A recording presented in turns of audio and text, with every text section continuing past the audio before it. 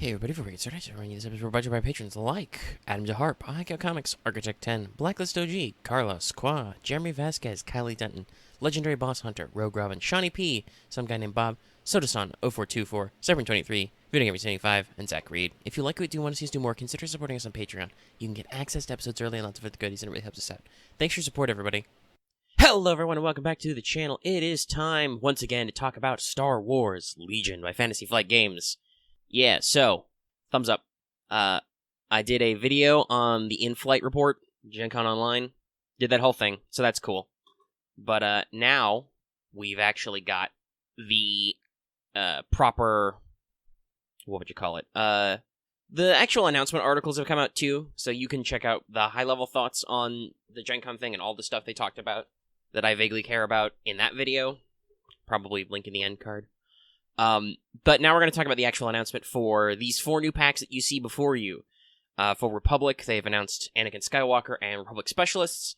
For Separatists, they've announced Separatist Specialist and Darth Maul and Probe Droids. So, obviously, there's a little bit of some of it's just sassy bitch babiness, but there's a little bit of disappointment in the community because 2 of these were leaked beforehand. But, okay, what do you want? What do you want? What do you want? They can't talk about leaks. Leaks aren't supposed to happen, so... Like, you expect them to do something different and better because, like, to make some shit up because somebody else fucked up their marketing strategy? That's not how that works. But anyway, that's just me being a little sassy back. I have seen some sassiness over this, but yeah. So, 2 of these were known, and 2 of them were kind of no-brainers, but still, lots of interesting things that we're going to see out of this, okay?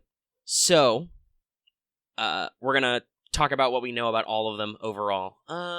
Let's see. I gotta think about how I want to break this up, because we don't have any super detailed images yet. We have the boxes, we have some upgrade options, we have the command card stuff. So, why don't we talk about the units in general, what we know about them first, then we'll shenanigans into the command cards they've revealed from both the specialists, herp derp, and the commander and operative packs. Then we'll talk about some of the upgrades we're seeing, some of the impacts those may have, and go from there, okay? Alright, good. So, they've done a little bit of things here. They talked about this on stream. You can check out the stream archive if you want to know more. That's still up and at 'em. But the general idea is some of this stuff. So, Anakin's going to have a couple of poses. He's going to be a commander. He's going to actually be a little bit cheaper than Obi-Wan out the gate. Right, so... Obi is... What's his exact point cost? I'm not good at numbers, guys. I'm gonna go with the brain numbers. Okay, so he's 175, so they're talking Anakin's gonna be about 160. And in general, the theme of Anakin seems to be, and we'll talk about this more when we talk about his example command card, but in general, the theme with Anakin seems to be that he has less keywords to start with. He's not as strong out the gate, but all of his command cards will have the permanent keyword, which means he gains permanent keywords and effects while using his command cards. So when you actually are able to play his command cards, he grows stronger every round. But there'll be some risk-reward elements to some of his command cards, and obviously if you strategically can't play his command cards, then he's missing out on some of his mechanical effects. So it can make him a little underperforming, too. Which is a pretty interesting style. I think it suits Anakin very good and makes him a little bit different than what we've seen kind of with the Luke options we have and with the Vader options we have. Which is good, and honestly probably why he wasn't immediate. I know everybody's like, where's Anakin? Well, they need to make him, more distinct than the fact that we already have a couple of Skywalkers in here. Hold on a sec. Sorry, I had to take a breathing break. I'm sorry, I'm a little gross and congested today. I always am in these afternoons when I make these videos. Why? Anyway. So, Anakin does that stuff, got all that stuff going on. And he's got some interesting options, so we'll see. He's got some fun-looking command cards based on the, whatchamacallit, the spread they showed in the stream. Because in the stream, they actually show spreads. I just don't think, I was going to check. I don't have those images lying around. As Mobby. But, Anakin, I think, will be a good addition, and have a lot of, opportunity's not the right word. They'll do some fun stuff with him, and it'll probably add a lot to the faction. You know, he's a slightly cheaper option, makes him a little bit easier to pair with Rex. And he has kind of he sounds like he's going to have some interesting kind of power moves that he can do, which, we appreciate. Is there any other stuff about all that? Yeah, okay. I don't think I've seen too much about Anakin. And that is going to be November. Him and Maul are November. So speaking about Maul, they did drop a little bit of extra information on Maul. He's pretty good. He's going to be about the same point cost as Anakin, which is interesting styling. So he's got a lot of incredible power to go on. They're going to give him another mastery keyword, Geomastery, to let him kind of... it says stuff about channeling his inner torment and all that other stuff, and go in his rage. I'm gonna guess it probably does something while he's got wounds or something like that. Dunno. But gonna have some interesting stuff on stream. They did say his double-bladed lightsaber. He's going to attack with 8 total dice, double the number of dice. I expect we're gonna get a little bit minor, less piercing impact out of that. And maybe the dice will only be black, I would guess. But he's going to get a lot of dice to roll. But unlike Grievous, who gets 2 attacks, Maul's only getting 1 attack, right? So he only gets to attack once with his saber. But it's going to be 8 dice. And like I said, probably going to... Either he can wound himself to do something, or if he has wounds, he does some, Geo and kind of offensive stuff. They also said that he's going to be sneaky. Interesting enough. So I'm guessing he's probably gonna have a decent jump rating and have some opportunity to kind of hoops about the battlefield. He does have some interesting stuff with the command card we've seen, but we'll talk about that one later, obviously. Also interesting, they're calling him Maul, so this leaves the fact that his operative for Separatists build will be open, that these command cards could work with a, say, Scum Maul commander. Just throwing that out there. They have hinted that there will be Mandalorian-themed releases, probably with details this year.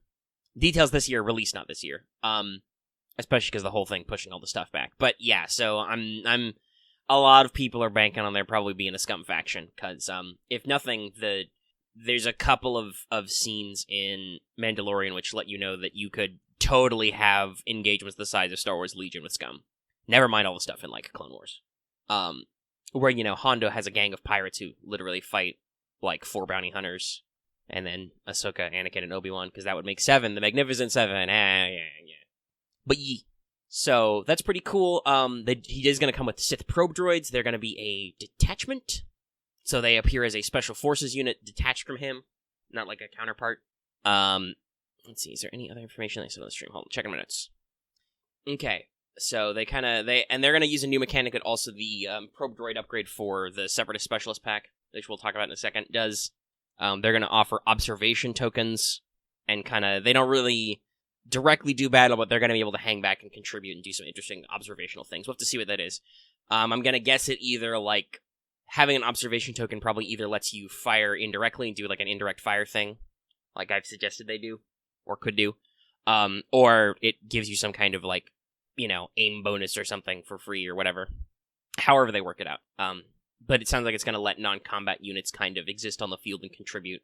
So that's it's pretty interesting. Also, Maul has a lot of sculpts. And then we've got the Specialist Packs. Now, these are slightly different. They're interesting. So, the Clone Trooper packs, they're all clones, right? So it makes sense that they keep their Clone Trooper. You got Commander, Medic, Comms, and Engineer. The thing is, these guys aren't non-combatants, so they still have their weapon dice and their weapon attacks. They can still shoot and contribute to the fight, right? So that's pretty interesting. Now they're gonna, because they can actually contribute attack dice, the Medic and Engineer will heal less, so they will offer less healing and less repairing. Repairing's the word I'm looking for. Sorry, took a second there to clear my sinuses. And hopefully that works. Sorry, I was getting distracted by all that. Alright, okay. Doubling down. Specialist Pack. The Clone Specialists. So, like I said before, they will have weapons. They'll be able to actually attack. They won't be non-combatants, all of them. So, this gives them some options in that kind of... Well, they can keep attacking, basically. But the developers did say that they would have smaller pools to repair. So I'm going to guess that's probably Repair 1, Capacity 1. So they can only do it once, they can't do a total capacity effect, which is a little bit sad, but they can still attack, so they still add that extra body to fight. They will also include some new keywords, supposedly some new options. So maybe they can do stuff besides healing, but also they're going to have Phase 1 and Phase 2 options to all their builds, including going helmetless. So that's pretty cool. That's going to be slightly different. And we do know a little about their generic command cards. We know that both commanders' generics are going to be 55 points. Cool. So on the Separatist side, the Separatist Pack is going to be a little bit interesting. Yes, they have a tactical droid. We'll talk about his ad card later, his personnel card. But they will have a cheap 55-point commander. Both of them are at that point, so that's pretty good for them. We haven't seen his full unit card, but... and that'll actually be interesting, I think, because with the Rebel and Imperial specialists, the commanders was basically like Pocket Leia or Pocket Veers. And I'm going to guess that the clone commander is probably going to look a lot like Pocket Captain Rex. Though he might be slightly different since he is a commander, not a captain. But still, I think he'll be in that same vein. He just won't have jetpack options. The Separatist one will be basically completely unique because they have no cheap commander or operative to base it on. They might get some later, but arguably those guys would be more inspired by the T-Series tactical droid than the other way around. Anyway, it's going to be interesting. So, we talked about this in the Gencon thing, but they are getting medical droids and they are getting repair droids, both of which are interesting options for them. But then they're also getting their little Viper probe droid, the observation droid, to kind of follow them around. That will get the observation token, and it will be a non-combatant. So this will be another way to get those systems in. And like I always said this because, and why people weren't, why are they releasing the specialists right away? Well, because they're going to have to, the droids don't need a comm slot. They're probably going to need to playtest and develop something different, which probably means that Maul got developed first, and they thought of the probe droid stuff. And then we're like, oh, well, this will solve our Separatist problem, kind of thing. And both of these are supposed to be early 2021, January 2021. We'll see how well that holds out, but, yeah, there's stuff going on, okay?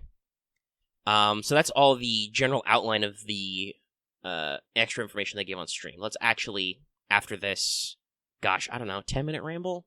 15-minute ramble? Fuck me. Sorry about it taking too much of your time, but we're rambling about hypothetical units that we don't have a lot of data on, so, yeah. Let's actually talk about the stuff we do have data on. Alright, sorry about that last section being a little unfocused. That's what happens when you only have, vague notes and concepts. And they don't give you real facts in articles. Anyway, this section will hopefully be shorter and better, though that last bit did edit down a lot. You probably heard me mutter something about the 15 minutes, but it's only 12 complete audio. That's what happens when you're recording. Anyway, these next couple slides will actually be studying cards that have pictures of, so they exist, and we can talk about them. Let's go ahead and start with the Separatists. So, the new generic Separatist 1 pip is Mechanized Incursion. This activates one vehicle. Seems to be a theme. Separatist only. When a friendly vehicle unit is issued an order, choose a friendly droid trooper at range 1 to 2 of it and issue that an order. So, this is a 1 pip, you order a vehicle, and you also basically get to coordinate for free, too. So, especially considering you may or may not see some stat lists, depending on how those guys turn out totally. I believe we're still missing some information on them. But definitely with T-Series Tactical Droid, you're going to see some generic double AAT lists, some double tank lists. Mechanized Incursion is a good generic to add in there, and gives them some of the vehicle support they want. This was a fact about Maul I forgot to mention. We did kind of allude to it earlier, but he's going to have some kind of keyword or something about list building, because he has two 1 pips and no 3 pip, so he will have the ability to take an extra 1 pip, but you have to take 1 less 3 pip, so you can't take 3 1 pips and still get, 2 3 pips. It doesn't work like that. But one of his cards is Duel of the Fates. It activates just Maul. Pretty typical with operatives, and I expect Maul maybe his 2 pip will also pop a Special Forces or a Droid Trooper or something. But in general, I think it looks more like this. So, Maul gains a dodge token and is engaged, or gains disengage for this activation. While Maul is engaged with an enemy unit, that enemy unit cannot spend aim, dodge, standby, or surge tokens. So basically, Maul gains a dodge token. He gains disengage so he can pop away for free and engage with somebody else. And while he's engaged with them, they don't get any special tokens. Pretty cool. Definitely good for... It doesn't give him any crazy attack damage or anything, but it'll definitely help soften up maybe a killing blow or give him a survivable turn. So over on the Republic side, their 1 pip generic is Synchronized Defensive. This also activates 1 vehicle and issues an order to a friendly clone trooper. And since clones don't really have a lot of coordinate shenanigans, this is cool. And definitely I think we'll probably, depending on how their ATRTs work out, probably be pretty good, because ATRTs can take, like, long-range comms and shit. So, I don't think it's quite as on theme as the, droid one, and maybe not necessarily as necessary, but there are tank lists with the Republic too, so it can help. It just doesn't seem as, as necessary. So there's that, and then this Anakin one will show off what they mean by him having permanent on everything. So this is his 3-pip. Hero of the Clone Wars. It's Anakin in 2 units. Pretty standard for a commander 3-pip. It is permanent. Anakin gains Exemplar and Reliable 2, so he gets 2 Surge tokens, and he gets Exemplar, so he can, if your unit doesn't need those orders, or even in future stuff, like maybe you're issuing generic orders, or you got like operatives or something in there, he has Exemplar to pass them on, and he has Reliable 2, so forever he gets 2 Surge tokens. However, at the end of his activation, if he's not within range 1 to 2 of a friendly unit, he gains a Suppression token. So, kind of, he's kind of like, he's being his heroism thing. So he's, leading units, he's getting Surge tokens, he's being reliable. If he's off on his own, he's not doing so hot. That happens a lot with Anakin. If he gets off on his own, he's not doing so good. And that's kind of they've said that this is the general theme, not the generic theme. It's a very specific theme to Anakin. The general theme of Anakin's command cards will be like this. He gets a permanent effect. It'll keep applying forever. But they will have, downsides like this too. So you got to be careful how and when you play him. But also, you don't necessarily want to hold them back, because otherwise Anakin's probably going to be a little softball on his keywords. And that's the command cards. Let's just go ahead and move into those upgrades. Alright, so for our last little bit of real information, the articles and stuff did talk about some upgrades. So let's start on the left again. With probably a pretty big one, the T-Series Tactical Droid. 18 points for this personnel upgrade. Oh boy. Did that pick up on the mic? Picked up a little bit. Sorry, it just suddenly thundered really loud. You might still hear that after the edit, I don't know. We'll keep going. This is why I have battery backups.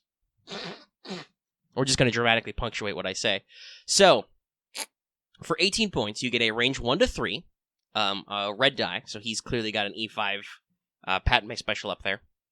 You lose AI attack, you gain Reliable 1, so you gain a Surge token. Leader, he becomes your leader unit. And the sidearm is range, so for ranged attacks, he can only use his red die. For 18 points, pretty good. Now, this is an interesting caveat. So similar to how some of the units in the upcoming Special Forces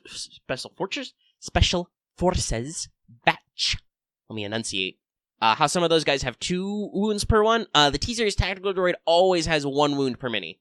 So he doesn't get the benefit of bonus wounds if you put him on B2s, as in the card art.